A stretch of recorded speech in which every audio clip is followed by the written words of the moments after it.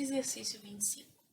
Desde que a descoberta do primeiro plástico sintético da história, esse material vem sendo aperfeiçoado e aplicado na indústria. Isso se deve ao fato de o plástico ser leve, ter alta resistência e flexibilidade. Uma peça plástica usada na fabricação de um brinquedo tem a forma de uma pirâmide regular quadrangular, em que o apótema mede 10 milímetros e que a aresta da base mede 12 milímetros. A peça possui um encaixe em seu interior, uma parte oca de volume igual a 78 milímetros cúbicos. O volume em milímetros cúbicos dessa peça é igual.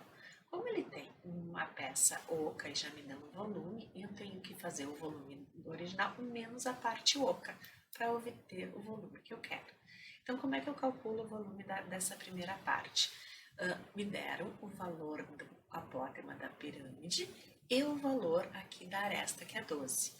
E aí eu tenho que encontrar a altura para calcular o volume. A altura aqui, ó, ela vai do vértice até o centro do quadrado. E esta medida aqui corresponde à metade do lado do quadrado, então corresponde a 12. Transferindo esse triângulo para cá, então eu tenho a altura da pirâmide, o 10 passa a ser a hipotenusa do meu triângulo e o 6 é esse outro cateto. Então, aplicando Pitágoras, né, eu sei que isto vale 8, porque também é o dobro do meu triângulo pitagórico, né, do 3, 4 e 5, que é o primeiro. O volume da peça, como eu havia dito antes, é o volume da pirâmide menos o volume do oco. O volume da pirâmide é a área da base, que é 12 ao quadrado, vezes 8, que é a altura, dividido por 3, porque é pirâmide, né? Um terço disso, menos o volume oco. Então, fazendo os cálculos, vai ficar isto aqui, vai dar 384, subtraindo 78, fico com 306 milímetros cúbicos. Já o exercício 26 diz o seguinte: eu tenho a tira que mostra o Cebolinha tentando levantar um halter, que é um aparelho feito de ferro, composto de duas esferas acopladas a um bastão cilíndrico. Então, suponha que cada esfera tenha 10,5 centímetros de diâmetro e que o bastão tenha 55 centímetros de comprimento e diâmetro da base medindo 1,4 centímetros. Se a densidade do ferro é de 7,8 gramas por centímetros cúbicos, quantos quilogramas aproximadamente o Cebolinha tentava levantar? E aqui é para utilizar o π, trocar o π por 22 sobre 7. Então, primeiro vamos calcular o volume das duas esferas, né? O raio delas é 5,25, então o volume das esferas vai ser 2 vezes 4 terços vezes o π, que é 22 sétimos, vezes o 5,25 ao cubo. Isso vai totalizar 1.212,75 centímetros cúbicos. Já o volume do cilindro, que é o do bastão, vai ser π vezes o raio ao quadrado vezes 50, que é a altura. Então, 22,7, que é o π, né, vezes 0,7 quadrado vezes 50, vai dar 77 centímetros cúbicos. Somando estes valores, eu vou obter o volume total de 1.289,75 centímetros cúbicos. Né? Lembrando que a densidade é massa sobre o volume, eu quero saber o valor da massa, e eu sei a densidade e conheço o volume. Então, vai ficar 7,8 é o valor da densidade, volume 1.289, então eu vou multiplicar esse valor para obter a massa, que vai ficar 10,06, né? Que é aproximadamente, então, 10, certo? No próximo, diz o seguinte, eu tenho um desenho a seguir, tenho dois reservatórios, um é um cilindro e o outro é no formato de cone. Eles estão totalmente vazios e cada um será alimentado por uma torneira, ambas de mesma vazão. Se o reservatório cilíndrico leva 2 horas e meia para ficar completamente cheio, o tempo necessário para que isso ocorra no reservatório cônico será. O que eu posso observar é que a altura é a mesma desses dois sólidos e que o raio é o mesmo. Portanto, o volume do cone é 1/3 do volume deste cilindro. Portanto, o tempo que vai de demora para encher o cilindro vai ser exatamente 1/3, né, do que demora para encher o cilindro. Então, se eu tenho 2 horas e 30 minutos, que corresponde a 150 minutos, eu vou dividir por 3, porque o tempo é por 3, dá 50 minutos, que é a letra D, certo? O próximo diz o seguinte: a medida de cada aresta do cubo da figura 1 é de 2 centímetros. Os pontos A, B, C e D são pontos médios das arestas. Seccionando o cubo por um plano que passe por ABC, podemos retirar um sólido que se forma com seu vértice. Se repetirmos esse procedimento em todos os vértices do cubo, obtemos um cubo truncado, como mostra na figura 2. E eu quero saber o volume desse cubo truncado. O que eu tenho que observar? Que como o volume aqui, então a figura tem 2 centímetros de aresta, e aqui é ponto médio, isso significa que daqui do A até o V corresponde a 1 centímetro. Esse sólido, quando eu retiro, cortando aqui, vocês têm que observar que ele corresponde a uma pirâmide de base, que é um triângulo retângulo.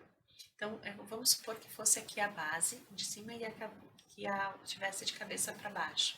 Então, para calcular o volume desta pirâmide, eu tenho que fazer a área da base vezes a altura dividido por 3. Então, como é que vai ficar o volume dela?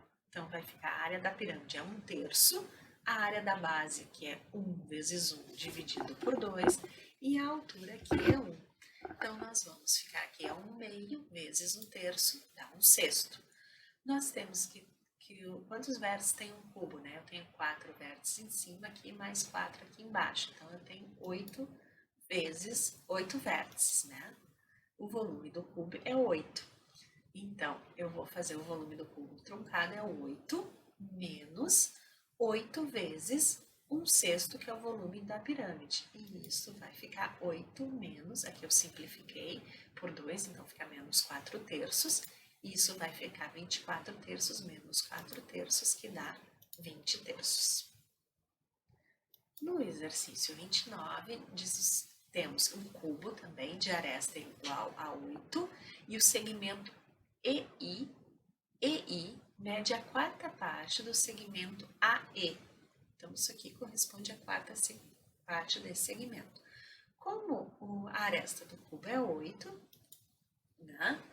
Então, aqui a aresta é 8. Esse segmento vai medir a quarta parte. Ele vai medir 2. 8 dividido por 4 é 2, certo?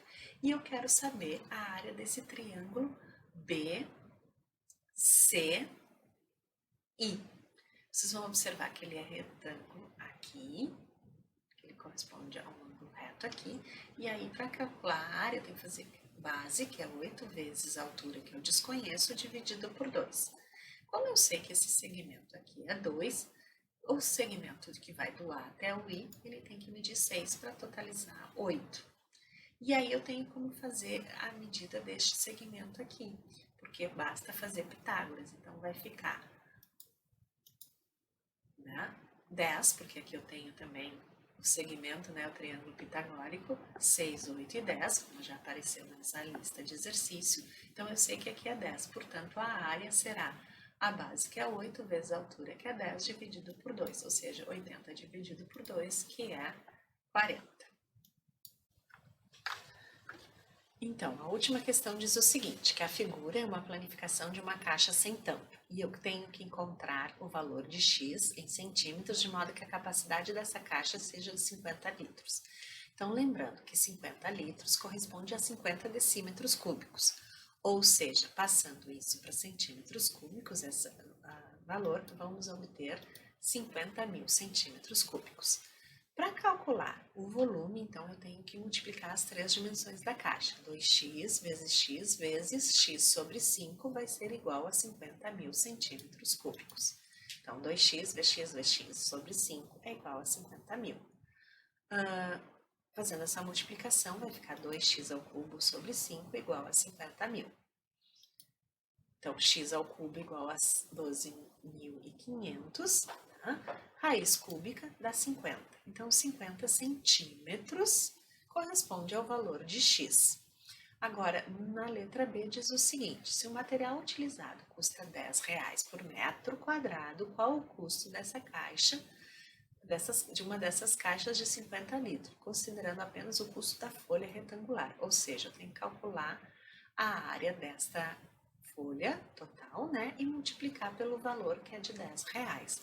Então, se aqui é 50 centímetros, x sobre 5 aqui corresponde a 10 centímetros, e aqui é a 100 centímetros, e aqui 10.